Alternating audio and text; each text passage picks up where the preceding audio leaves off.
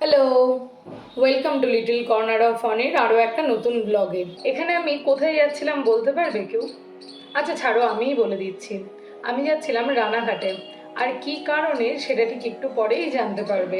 বন্ধুত্ব মানে শুধু সুখের সময় পাশে থাকা নয়, বন্ধুত্ব মানে একসঙ্গে হাসা, একসঙ্গে খাওয়া, একসঙ্গে পথ চলা, হাসি কান্না সব কিছু শেয়ার করতে পারা, আর যেখানে জাজ হওয়ার কোনো ভয় থাকে না। আমাদের বন্ধুত্বে বহুবার ঝামেলা হওয়ার পরেও মনে হয়েছে এই শেষ, আর কথা বলবো না।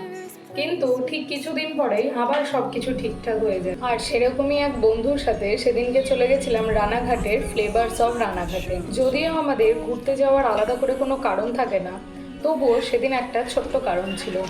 কারণ ওর জন্মদিন চলে গেছিল আর আমাকে ট্রিট দেয়নি, তো সেই ট্রিট আমি নিতে গেছিলাম। সব কিছু ছেড়ে দেওয়া যায়, কিন্তু বন্ধুদের থেকে ট্রিট কখনো ছাড়া যায় না।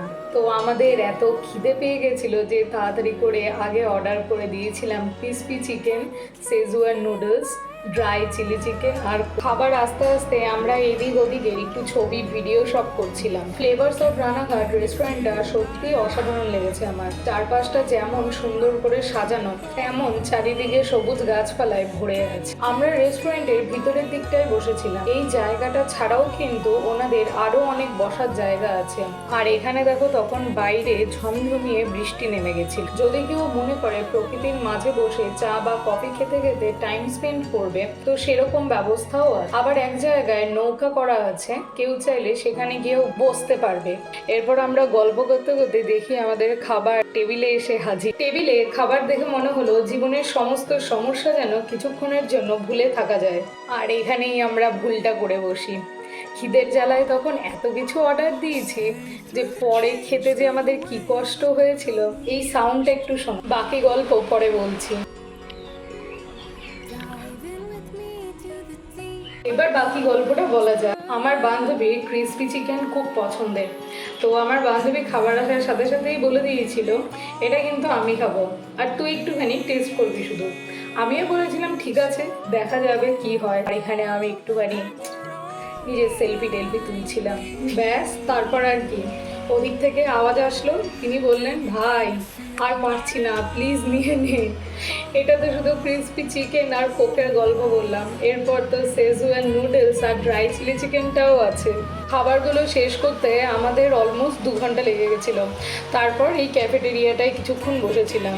কষ্ট হলেও আমরা কিন্তু কোনো খাবার নষ্ট করে আসিনি। যে একটা ক্যাফেটেরিয়া আছে, এটা যে এত সুন্দর ছিল ক্যাফেটেরিয়াটা, কি বলবো। এখানে আমরা বসে পুরোনো দিনের বেশ কিছু কথা, ভবিষ্যতের স্বপ্ন এসব নিয়ে আলোচনা করছিলাম। আর মাঝে মাঝে একে অপরের লেগ পুল করছিলাম। গল্প করতে করতেই আমার বান্ধবী হঠাৎ করে বলে উঠলো, চল ভাই আইসক্রিম খাবো। 2 ঘন্টা ধরে এত কিছু খাওয়ার পরে রেস্ট নিয়ে আবার আমরা গেছিলাম আইসক্রিম খেতে।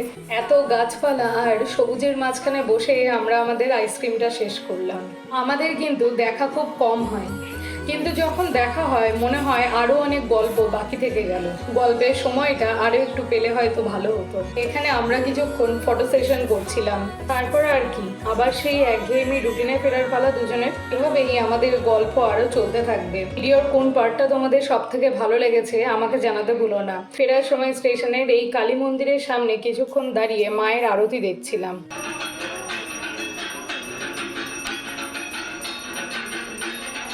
ভিডিওটা ভালো লাগলে লাইক, কমেন্ট, শেয়ার আর সাবস্ক্রাইবও করে দিও। দেখা হবে আবার অন্য আরেকটা ভিডিওতে। আজকে আসি তাহলে, বাই।